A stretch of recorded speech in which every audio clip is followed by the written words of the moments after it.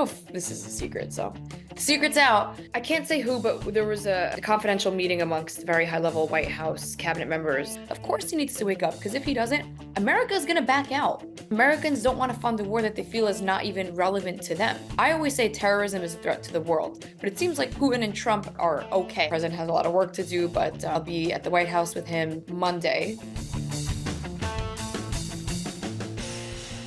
The White House has adopted a saying, we call it a Trump minute. You know how you have a New York minute and everything is just moving at a rapid pace? The Trump minute makes a New York minute feel slow. I'm happy to say that his mood is unaffected by this, and I know it's very important to him because he talks about it very frequently. And Trump is always, he's just in high spirits, like even bad situations. You see his turnaround time is very quick. It's hard to really phase him, which is great, because if we have a president who's overly emotional and lets one bad instance ruin his day, I mean, we're doomed. I think we have a deal with Russia. We have to get a deal with Zelensky, and I hope that Zelensky, I thought it might be easier to deal with Zelensky. So far it's been harder, but that's okay. It's all right. But I think we have a deal with both. I hope they do it, because I'm looking to save, and we spend a lot of money, but this is about a lot of humanity. This is the worst. I get the pictures, the satellite pictures. I've never seen anything like it of the fields after some of these battles. It's horrible that it's going for nothing. We would have never had this problem. You would have never had that war if I were president. I guarantee you that. And for 4 years, you didn't have it. I would love to ask Zelensky, and I'm sure Trump has, where do you see this going? Like, at what point does this end? At what point do the Ukrainian people say enough is enough and start to become outraged at him? I mean, so many Ukrainians live in America that fled from the war because they know that they don't see the light at the end of this tunnel. How exasperating is that? He definitely needs an attitude shift, because at this rate, again, I want to make it clear, I think Ukraine is 100% the victim in this matter. But coming to this with an approach of instigation towards Putin, who really doesn't need to be poked to act, is not the right approach, and you're only hurting not Zelensky, but your entire country suffering. At this point, from America's perspective, it feels like it's appeasement, because it seems from the outside as if America will close this deal by any means, even if it's unfair for Ukraine. But in my opinion, I look at this, well, what's more unfair? An agreement that's not perfect, or bloodshed that's just never ending, and the Ukrainians feel like there's no light at the end of this tunnel. Now, if I'm Donald Trump, I'm looking at this as end this war by any means. But ultimately, that decision is not solely his.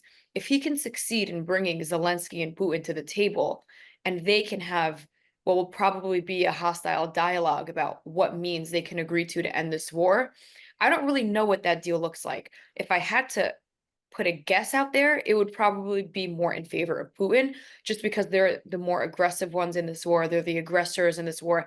They started this war, and it seems like they can end this war as much as Zelensky wants to, as much as Zelensky is capable of. It's slightly appeasement, but it's also just what needs to be done at this point, because I don't know who wouldn't be happy with the bloodshed ending at this point. It's gone on too long, too much money's been wasted, and too many lives have been lost. When it comes to Pete, I think these purges should show the people that if someone messes up, there is internal accountability. Under the Biden administration, all of the wrongdoings were just swept under the carpet. Most people never heard about it. And we were so at risk, especially when it came to international security. With Pete, you see that, yes, that was completely a mess up. Do I think it was as extreme as the media related to be, where Pete is talking about national security wars and the Houthis on Signal? We all know that they're not discussing war plans on Signal. If you actually bother to read the entirety of it, there were no exact dates and etc. It really wasn't that big of a security leak. Now, it could have been worse, and that's the problem. So the fact that there's this big purge and they're like, oh, Pete won't take accountability, that's exactly what he's doing right now. So instead of approaching it with a negative perspective, I think people should say, wow, this is what accountability is. I don't believe any American wants to go now put boots on the ground in Iran or do any strikes on Iran, because guess what? We strike them, they're going to strike us back. And do we really want to go into World War III right now? I don't personally believe so. But Israel and America do need to, hopefully, I mean, I know Stephen Witkoff is talking with Iran right now. We need to find the common denominator of how this animosity can end. But so long as Iran is chanting death to America, death to the Jews, death to Western civilization, America might not have a choice. I'm just hoping that that will change. The US and Israel need to work on that together. And I don't feel like Israel is in any place to be fighting with Iran right now until we've finished one war to start another one. I've seen Israel fighting on all fronts. And by the way, they've clearly overcome the war from literally every single border they've had. But is that the wisest move for them to do right now? Absolutely not. Even with America's full support, that's not something I would think is a good idea. Again, I'm not Pete Hegseth. I have no military experience, but just from a common sense standpoint, I feel like finish one thing, close it out, make sure it's no longer a threat. And then obviously the whole world can acknowledge Iran is the bigger threat. It's the like head of the snake. I don't feel like America wants to go to war. I keep saying this over and over again. I don't think Trump wants his second term to be at war. First of all, I took a deep breath when I said that because it's so frustrating as a woman. The word feminist has been hijacked by extreme woke mob to make it seem like it's something bad, but genuinely, and I feel the same way about the trans community and the gay community, we just want rights.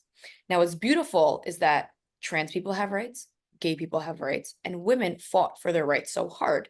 Just to watch it become humiliated by men being allowed to play in women's sports and judges being unable to define what a woman is. And it's like we fought for so many years for this. I saw a question around the internet like the US needs a JK Rowling. We have Riley Gaines.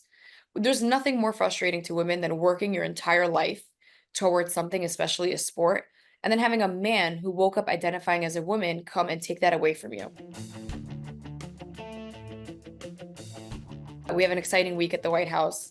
Trump's 100 days, there's going to be a celebration, obviously short because, the president has a lot of work to do, but I'll be at the White House with him Monday. I don't know if this is a secret, so the secret's out.